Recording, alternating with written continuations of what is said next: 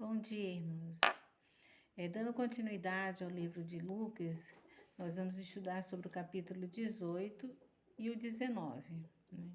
O 18 começa falando sobre a parábola do juiz iníquo. Jesus conta essa parábola, né, que numa determinada cidade encontrava-se um juiz, né, que não era temente a Deus e não respeitava os homens. E também naquela mesma cidade tinha uma mulher, uma viúva, né, que tinha uma causa a ser julgada. E ela sempre ia a esse juiz e ele nunca, né, julgava a sua causa. Mas passado um tempo, ele resolveu julgar aquela causa daquela viúva para não ser mais importunado por ela. O que a gente aprende com essa parábola é sobre a perseverança, a insistência daquela viúva. Levou que aquele juiz, né, julgasse a causa dela, né? Então, Deus, né, sendo o inverso desse juiz, né, ele não atendeu, aquele juiz não atendeu a causa daquela viúva por ele ser bom ou por fazer justiça, né, mas para não ser importunado mais por ela.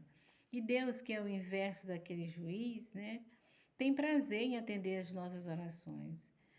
Basta continuarmos e perseverarmos nas nossas orações contínuas, né?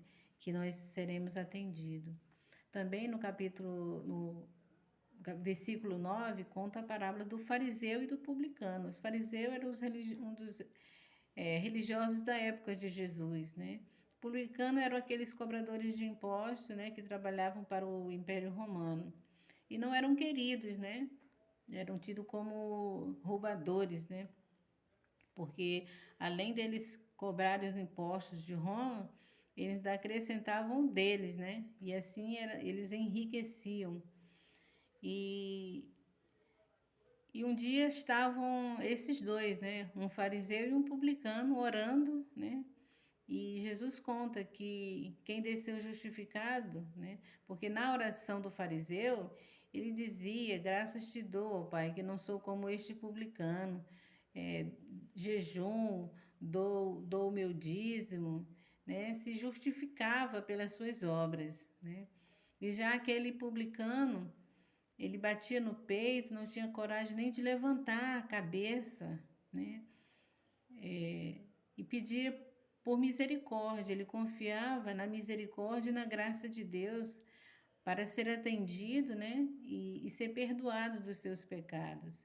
Ele não confiava nele mesmo, nem nas suas obras, né? Ele reconhecia o seu estado miserável. E ali a gente vê dois exemplos. Jesus dá dois exemplos, né? Do fariseu, que era um homem orgulhoso, confiava nas suas obras, e do publicano, que era um homem humilde, né? E confiava na misericórdia de Deus. E no versículo 15, 16 e 17, né? Jesus está ali e chega um povo trazendo as crianças para que Jesus tocasse e abençoasse aquelas crianças. Os discípulos impediram, né, de que aquelas crianças chegassem a Jesus. Mas Jesus os repreendeu, né?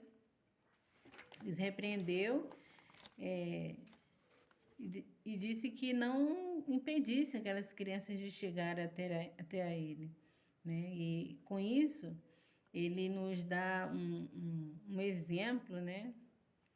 De que todos, uma lição, todos são importantes, né? Uma mensagem importante, que todos nós somos importantes para Deus.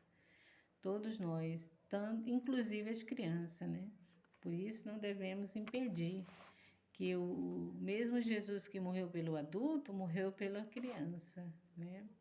Também outro exemplo aqui que Jesus conta, né? Do jovem rico, aquele jovem que se aproxima de Jesus, chamando ele de bom, e o que ele poderia fazer para herdar a vida eterna. Jesus sabe os mandamentos, não matarás, não adulterarás, não roubarás, não dirás falso testemunho, amarás teu próximo como a ti mesmo. Aí só, mas ainda eu observo tudo isso. E só, ainda te falta uma coisa. Vende tudo que tens e dá aos pobres, né? E vem, segue-me. E a Bíblia diz que ele ficou triste, né? Acho que nem cogitou na possibilidade, né? de seguir a Cristo, porque ele tinha muitos bens, né? Então, o que a gente aprende aqui é que a nossa prioridade na nossa vida tem que ser a Cristo, né? Priorizar, ele priorizou as riquezas, né? Então, quem está em primeiro lugar na vida dele são as riquezas, não Deus, né? E ele continua aqui no versículo 24, falando, nos alertando, né, sobre o perigo das riquezas, né? Quando Jesus viu que aquele jovem saiu triste, né? Aí ele falou, isso era muito difícil um rico se salvar, porque as pessoas costumam confiar na riqueza, nos seus bens, né? E aí as pessoas dizem assim, nossa, é mais fácil um camelo passar pelo fundo do agulha do que um rico se salvar. E aí as pessoas, nossa, então ninguém vai ser salvo. Isso, olha, para Deus, né? Porque nem o homem se chega a Deus por ele próprio. É Deus é quem faz esse milagre na nossa vida. Então, para Deus não há impossível, né? Tanto o rico como o pobre, quem chama é Deus, né? E aqui no versículo 31, né, que a gente está vendo aqui, Jesus outra vez prediz sua morte e ressurreição, né?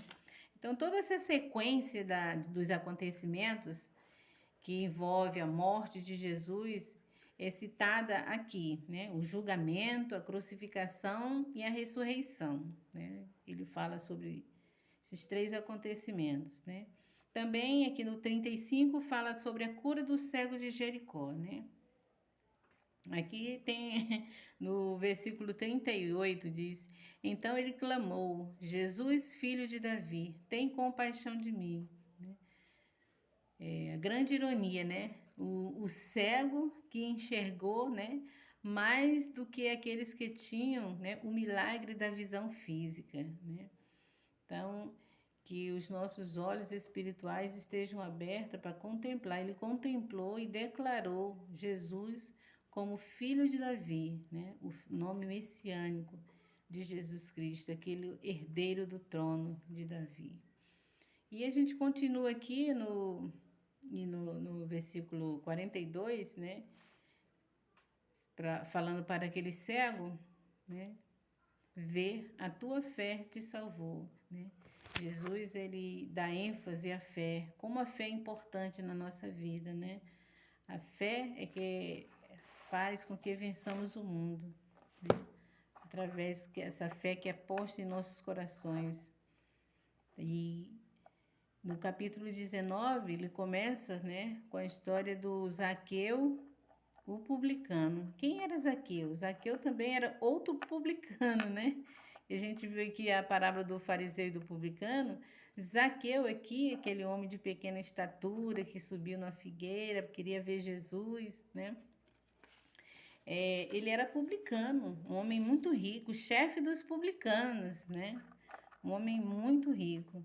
E ele sentiu o desejo, Jesus estava em Jericó, né? A caminho de Jerusalém, né? Ele sente o desejo de ver Jesus, né? Ter um encontro ali, ele sente o desejo. E Jesus vê isso, né? Em Zaqueu, o desejo. E Jesus vai mais além, né? Quando ele chega ali, olha para cima e diz: Zaqueu, desce depressa. Ele se convida, autoconvida para ir à casa de Zaqueu, né? Desce depressa, porque hoje me convém pousar em tua casa. E diz a Bíblia que ele desce depressa e recebe Jesus gostoso, com alegria, com contentamento, né? E a atitude ali de Zaqueu, né? De receber Jesus com alegria, demonstra que ali ele teve um encontro verdadeiro, né? Um verdadeiro encontro. Houve salvação na vida de Zaqueu. E isso é comprovado através de suas obras. Que imediatamente ele disse: Olha, eu vou dar metade do que eu tenho aos pobres. Se tenho roubado alguém, defraudado alguém, restituo 4 vezes mais. E Jesus confirma isso. Hoje veio salvação a esta casa, porque este também é filho de Abraão, né? Então, também tem a parábola das 10 minas, né? Que é aquela parábola que Jesus conta que aquele senhor chama 10 servos, né?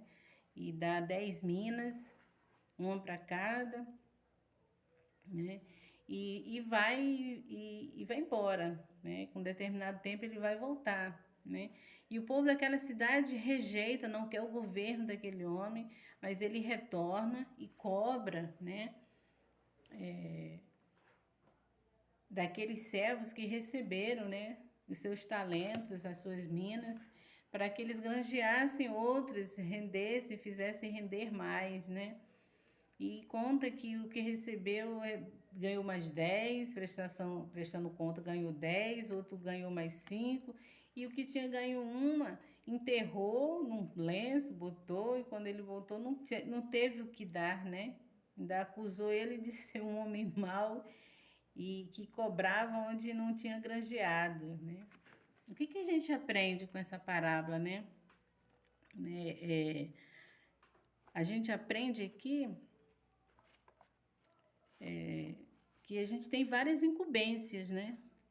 Deixa bem clara essa palavra que todos nós recebemos várias incumbências no reino de Deus, né? Porém, cada um conforme a sua capacidade, né? Deus dá a cada um conforme a sua capacidade. Nós estamos sendo avaliados, né, pelo Senhor na caminhada cristã. Então, isto é mais que o suficiente, né? Para que mantenhamos o foco e sejamos comprometidos com a sua obra. Manter focos e comprometidos com a sua obra. Porque um dia nós vamos prestar conta, né? Desses dons que o Senhor tem colocado nas nossas mãos, né? E o versículo 29, né, fala sobre a entrada triunfal de Jesus ali em Jerusalém, né? Essa entrada marcou a sua última visita à cidade antes da sua crucificação e ressurreição, né? Ao terceiro dia. Essa é o que fala aqui sobre a entrada triunfal de Jesus ali. A partir desses acontecimentos, né, que a gente vê aqui, ele vai falar da sua vinda, né, na terra, né, terminando ali também o seu ministério terreno. Ele conta também do seu ministério terreno, fim, né, do seu ministério terreno, né, e também ele sente grande tristeza também ali, né, por ver Jerusalém, né, que é Jerusalém da paz. Ela não havia reconhecido, né, em Jesus o Messias, o Filho de Deus, né? Aí as lágrimas de Jesus se derramam por isso, né? Porque ele vê o futuro, né, de Jerusalém, que ele anuncia profeticamente várias dificuldades que sobreviriam sobre a cidade, né? E aqui a gente corre um sério perigo, uma mensagem aqui, que é rejeitar Jesus Cristo é sempre uma possibilidade. No entanto, as consequências, né, dessa escolha são pesadas e desastrosas, tanto que não podemos suportar, né? Cuidado para não rejeitarmos, né, Jesus, como essa cidade ali em Jerusalém não escolheu, né, não soube escolher Jesus, né?